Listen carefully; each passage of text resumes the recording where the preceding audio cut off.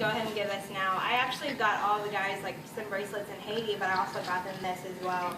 And it's for the discipleship house. And they actually made it over there, and it says, the Lord is my light. And I really thought that was a really cool for here because this place is a light to so many people. And it was a light to me, and I wanted to get this for them. So I just wanted to get that for you. Thank you. Thank you. Put it on the table, huh? Yeah, and we'll hang it in Let me here. get that out of the way. Beautiful, thank you. Yeah, they handmade that. Don't forget that. No, I'm just kidding. I'm trying to lighten the mood because I'm really nervous. So I'm going to say anything stupid that I can. Okay. So, sorry. So, Okay. I'm going to open my journal. I just asked him to take the wheel, he'll do it. Yeah, he will. He did. He did. So, like he was saying, I had called him, and I really felt like I was going to do my testimony tonight, but I thought maybe it was just like, me just thinking, and I didn't know, had no idea. So I actually ended up writing it all down while I was in Haiti. I wrote down how I felt while I was over there. Okay, so most of y'all don't know, but I went over to Haiti for a missions trip, and God made it so evidently clear that I was supposed to go on this missions trip. But I wanted to share my experience there, but I also wanted to share how I came to know God and share my life verse, which is Joshua 1:9. It says, be strong and of good courage, for this people... Oh, wait, that's the wrong one. Sorry. I have a lot underlined. Have I not commanded you? Be strong and of good courage. Do not be afraid nor dismayed, for the Lord your God is with you wherever you go. And that's a verse I've really clung to because I grew up in an abusive home, and my father was very abusive to me, and my mom didn't stop him. And I didn't really have love. I had more of, anger and anxiety and all these things that my dad was taking out on all 5 of us kids. And I really carried it over to other things in my life, in school and friends and other things. And I was really mean to a lot of kids in high school, and that's something I'm not proud of. I was very mean. I took it out on people that didn't deserve it and don't to this day. And I wish that I could apologize to every single one of them because that's just not who I am. And God's really changed my heart through all of that. But I'm kind of rambling because I'm not nervous. Okay, so anyways. But through it all, I always felt like something was with me. I didn't know what it was, but I knew something was with me. And I had two grandmothers, both my grandmother and my Mimi, who prayed for me constantly. And I know they did because they told me on a daily basis that they were praying for me. And they wanted us to go to church, but my parents didn't believe in church. So we kind of just did our own things. We were in the streets. We were called the Bebe's kids. I know it's funny, but we really were. We ran around and did everything imaginable. I kind of got into drugs a little bit. I smoked a little bit of weed, and I drank really heavily.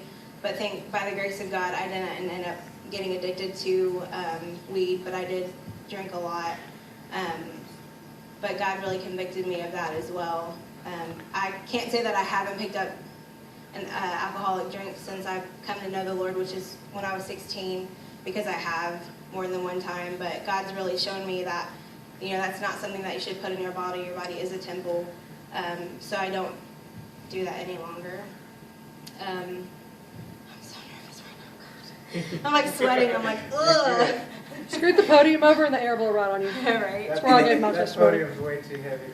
Oh, Yeah. sorry. It's okay. I'm strong. I got You this. got this. I got this. But I would drink and I would smoke weed to numb the pain that I had. Like I said, I did grow up in an abusive home, so I never had the love from my parents, and so I never knew what it was like to be loved. And it was really hard for me sometimes because I would cry at night because I never understood what I did to deserve that. I never understood what I did to be treated the way I was. I grew up with 4 brothers and sisters, and I had a twin sister, which was truly a blessing. I know some of y'all met her, but she was definitely my right-hand man. But she was female, so my right-hand woman. Just trying to like line the mood a little bit. But we would always just be there for each other. We would always stand up for each other whenever one of us was going through something, or we were bullied and we bullied. So we had people that were mean to us, and so we would really protect each other. And we also had a little brother and an older sister and a younger sister. And our parents really made us against each other besides me and my twin sister. And we would literally fight with each other. Like, we would pull each other's hair out, we'd punch each other in the face, and my dad was okay with that. My dad was okay with us abusing each other, and that's really hard to grasp, to know that your parents want to see those things. And it was almost like he was trying to raise bulldogs to fight each other. And we really did take it out on each other. I remember one time me and my brother were going at it, and I took his head and I slammed it into the ground, and his glasses cut his face. And the next day at school, everybody thought he got jumped by a bunch of guys. That's how much damage I did to him. And I didn't even just physically do damage, I mentally did damage. Because to this day, we are still not close because of everything that happened. And I hate that so much, because my little brother, he's actually gone over to Afghanistan a few times, and he's a retired Marine. And every day I would pray for him because I wanted my brother to come home, of course. And I would send him packages, I would send him all these things because I wanted to know how much I love him. And I never got a thank you. I never got anything from him, and that was really hard.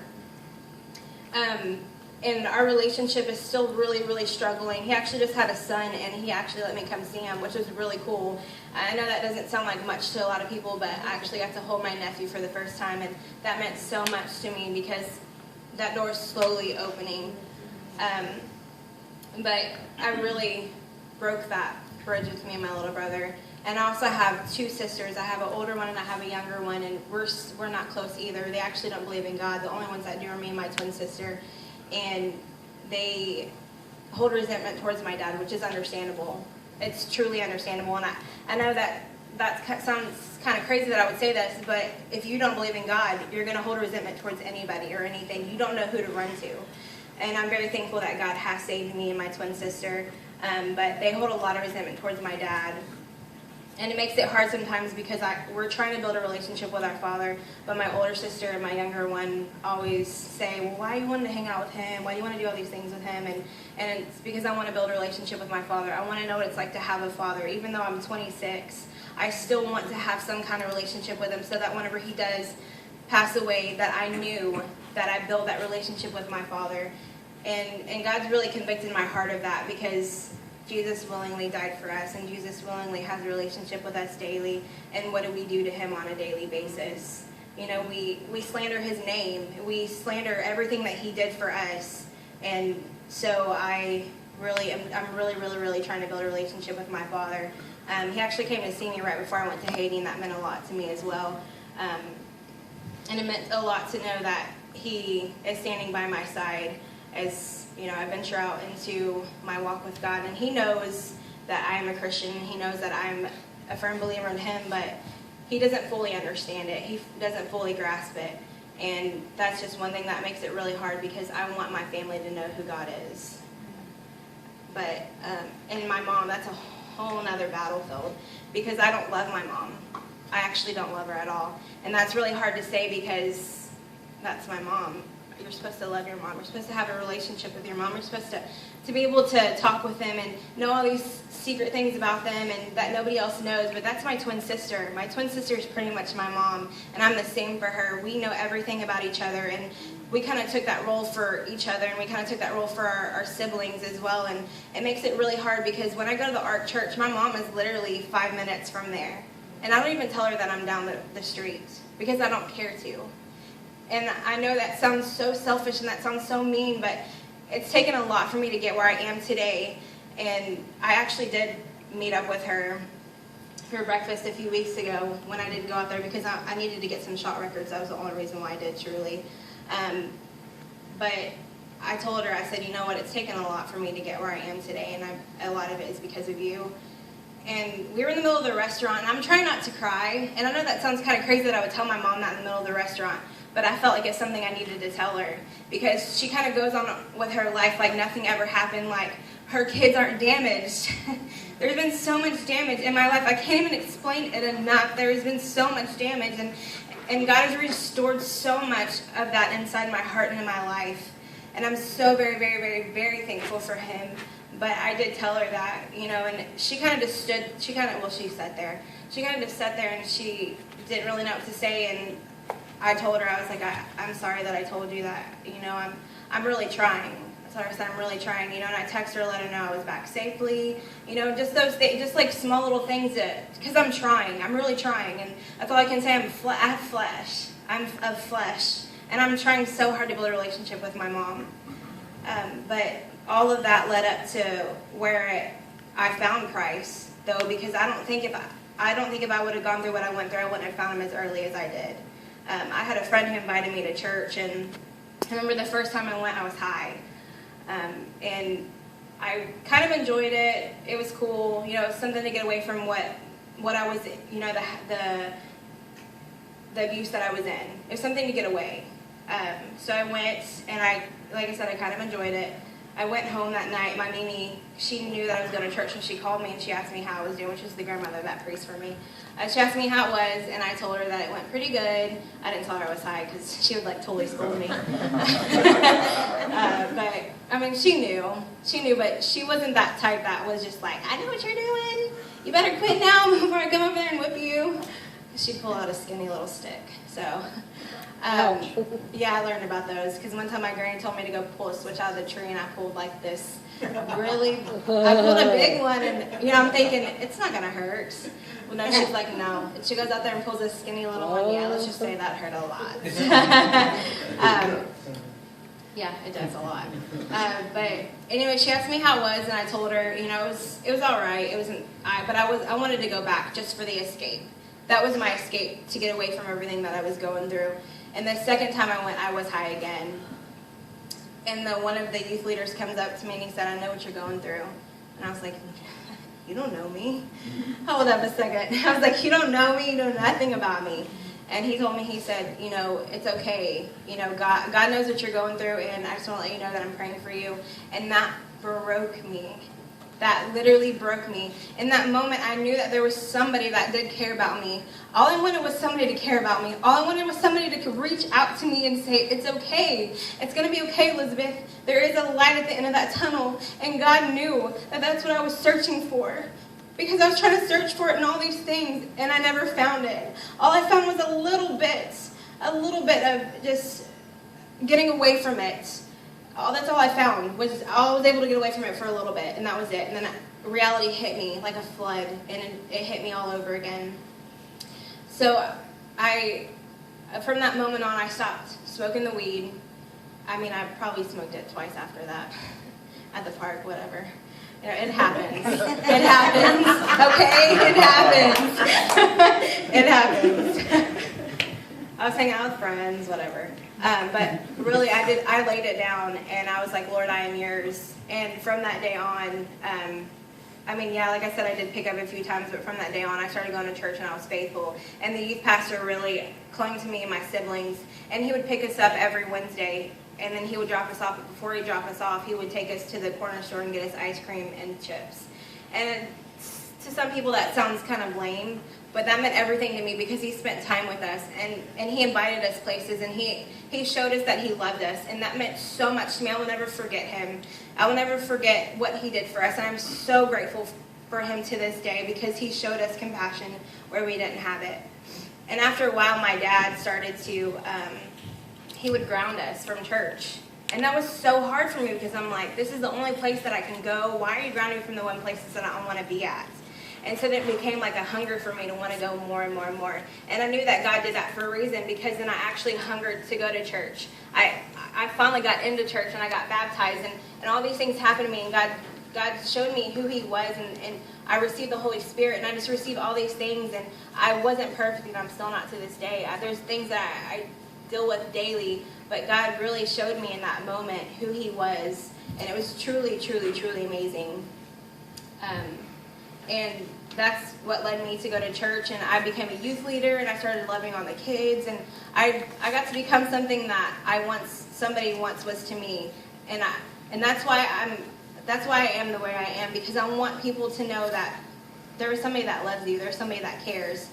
It doesn't matter what you go through, that there is somebody that is still going to believe in you. And even if it isn't somebody here on earth, that God believes in you no matter what. And that's what I always tell God. I say, thank you for believing in me when nobody else does. And I know there's people that do believe in you, but ultimately God does believe in you, even maybe when somebody else doesn't. We all make bad choices. We all do things that we know are stupid, but we do them anyways because we are human. But God really forgives us, and that's what's so amazing about it all. So then I will lead that up to Haiti. Well, a few years goes by, and I started going to Vision of Faith, which is the church that I attended, but where our doors were closed. But there is whenever I completely surrendered everything I had to God, because I thought I did. I thought I had this relationship with God, and I just got out of a really bad relationship with my ex-boyfriend. We were together for 7 years. We thought we were going to get married. I mean, that's a whole other story in itself. But I was really broken. I thought I had this relationship with God, and then when I started going to Vision of Faith, that's whenever God truly showed me that He was who He truly says He is. And whenever we had the opportunity to go to Haiti, I wanted to jump on it because I'm like, yeah, it's a foreign country. You know, I had no idea what, I didn't even realize there was an earthquake a few years ago. I didn't realize that. I mean, it was a 35-second earthquake that killed 300,000 people. I mean, that's just insane. But I didn't know that, and so anyways, I had the opportunity to go on this missions trip. God really blessed me with all the money that I had, and even more. He blessed me with so much more than I could I actually came home with money. That's how much He blessed me. I didn't really have, the only thing I paid for was my passport, which was like $135. But the trip was $1,600 total, and I bought stuff while I was there, and I had to pay for medicine, I had to pay for luggage, I had to pay for food, I had to pay for clothes. So there was a lot of things that I had to pay for, equaled up to about $2,000 that God blessed me with that. He truly showed me that I was supposed to go on this missions trip. Well, you can start it now if you want to. I took like a lot of pictures. I took like 400 pictures, but this is a slideshow that I made for it.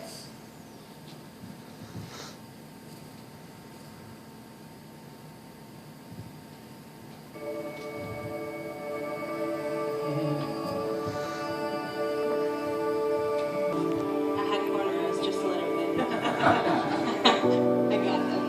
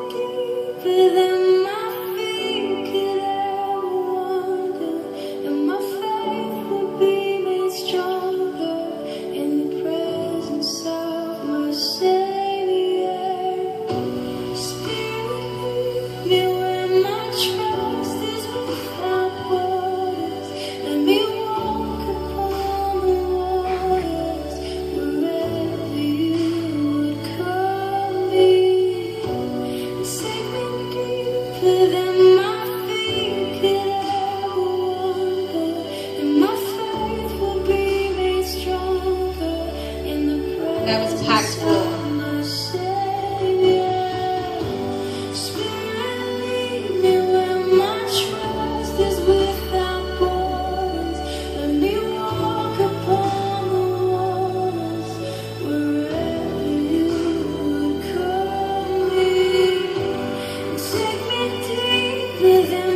That's where we're going to sleep in these rooms.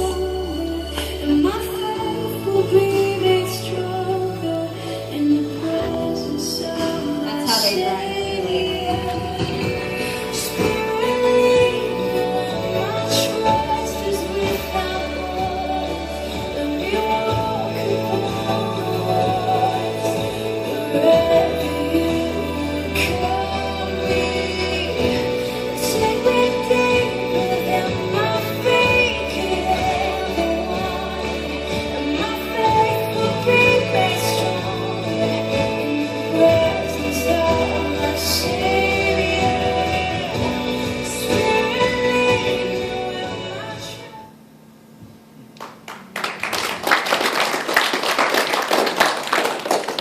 So I put a lot of captions on those photos, so I didn't have to explain it. But one thing that really got me for this trip was the fact that all those kids didn't even know you, but yet they loved on you because they don't have that. And that's one thing that really got me was I knew how that felt to experience that. So I wanted to love on them that much more. But I remember the first night. So this is the first time I ever flown and have. This is the first time I flew. Let me get my grammar correct. This is the first time I had whatever. You get my picture. I'm not perfect. But so we get on the airplane. I'm completely freaked out. I've never experienced this before in my life. And one of my friends happened to sit next to me because we all got separated. So I was so thankful she was sitting next to me because I'm literally like wanting to cling to this neighbor's leg that I don't even know. I'm serious. She kind of looked at me funny. But I'm so serious. So we get on the airplane, we're taking off, and I remember we're back like this, like, you know, I don't know who's been on an airplane and who's experienced it, but you know what I mean. And we start taking off, and I'm literally freaking out. I thought I was gonna have to use one of those bags to hyperventilate him or throw open. But we get up in the air, which is cool. I'm fine. I actually fall asleep, which was really awesome because I was so just restless. We get to Miami, we have a layover, and I'm saying all this to say this. So then we get on the plane to go to Haiti because we had a 2-hour layover in Miami. So we get on the plane to head to Haiti, and it's a tiny plane compared to the one we were in before. Like I had tons of leg room. I was able to prop my feet up on the part of the front of the plane, which was really cool. But this plane, I had no room, and I had to sit next to 2 people that were pretty smelly. I probably was too. I mean, who knows? It probably was me. So we get on the airplane, and we're in the air, which is totally cool, but I was still kind of freaking out because it was a smaller plane, and I'm truly praying because I'm like, God, we're truly in your hands. So one of the guys that is on my team, he told me, he looks at me and he's like, just to let you know, if the plane crashes, you won't feel anything. Literally right after that, the plane takes like this huge dive, and I scream at the top of my lungs. And everybody on the airplane just turns around and looks, and I'm ducked in my seat trying to blame the person next to me, but she wouldn't take blame for it. And everybody starts laughing, and I was like, oh my gosh, everybody thinks I'm such an idiot. But it was actually kind of cool, and because the pilot missed the landing strip, and she had to yank back up really hard. I mean, talk about like first experience, right? And we had major turbulence, which was crazy, and she had to pull back up really fast and get back in the air. Well, this happened, and about 10 minutes later, she finally lets us know what's going on. I'm looking over at my friend, and I'm like, dude, I want to know what's going on. Are we about to die? Do I need to get that seat prepared? Do I need to like get the mask down? What do I need to do? I wanted to know communication, please. So finally she gets on and says that there was turbulence, like it was super windy down at the bottom. So they had to, she said, if you don't first succeed, try again. That was her excuse for saying she missed the landing strip. I mean, really? Give it the program, lady.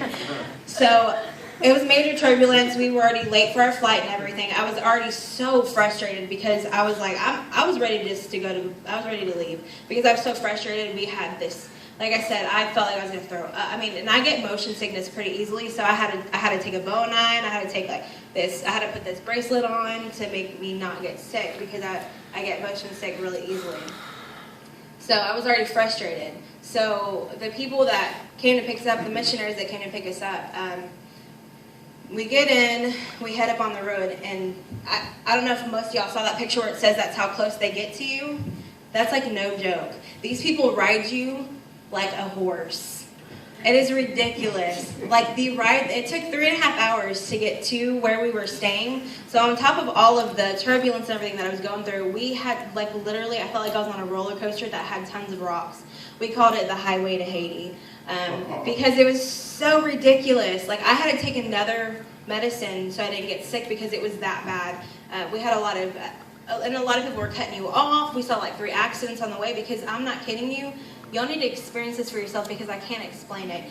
They ride you like crazy. If you have a little bit of gap open, they will jump right in there. I mean, and I don't know if y'all saw where that bus was full, like completely full of people, and they drive around like that. They're called Papadocs, and they sell things. So they get right up on your window wanting to sell stuff. There's people that are begging, and there's nothing you can do. And if you do something, what will happen?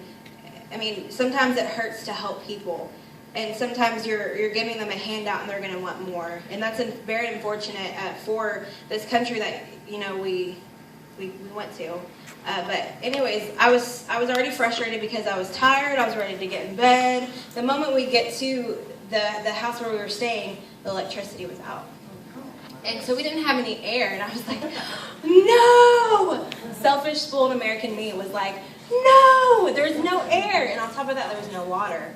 And I was like, seriously, I need a bottle of water right now. I want to be spoiled like a princess that I am, dang it. I really did. But we just, like I said, we just met these people, and we all got together as a group, and the men did really. We just kind of sat there and assisted in any way we could, the females. But we were able to get the electricity back up. We didn't get water back up, but we were able to get the electricity back up. And I was like, thank you, Jesus, we can have a little bit of air when we go to sleep. So we went to sleep that night, and I was already, like I said, frustrated. I was ready to go home. I was ready to call it quits that easily. But I knew that God had a bigger plan for all of us. So we went to bed, and that morning I woke up. She fed us some breakfast, and then we were told to go about our day. Well, the men were going to help build the well and help get the well together to help the water to be able to work. And so I remember I walked out on the porch, and over on the right-hand side was this little girl, and she was just standing there. And I wanted to just go up to her and just love on her, but I really felt like a little bit of a reservation at first because I'm like, I don't know these kids. I don't know if a mom's going to come out and like scold me. I didn't know. And I went back inside, and I was talking to the lady who was one of the heads over the missionary. Her name was Sharon. And I was talking to her about it, and I said, why is this little girl out here? I mean, it's 8 o'clock in the morning. I mean, when I was that age, I was still at home, waking up, watching cartoons, all those things. But she was already outside, and I know she'd been out there for a while. And I was talking to her about it, and she said that she was one of the little girls that comes out every day. She doesn't have any parents, but she comes out there every day because there's light, and there's water, and there's things that they have no idea what it is. So I go outside, and my heart is so heavy at this moment because I'm like, man, why'd you have to tell me that? Like, I wish I would have known these things because now I just want to, like, cry right in front of this little girl, but I don't want her to think that there's no hope. So I go outside, and I sit with her. She's talking to me. I have no idea what she's saying, but I'm trying to conversate with her in any way possible. And I was speaking to her in English. I know she's probably thinking, crazy white girl, I don't understand a word you're saying. But we just sat there, and then she came and sat next to me on the porch, and we just sat there, and we sat there. I held her, and we just sat there.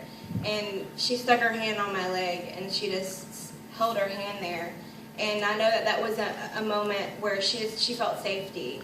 And, you know, one of the things I was talking about because every night we had like a reflection, and that's one of the things I was talking about with the team was, I said, these kids just want to feel safety because they don't have that here.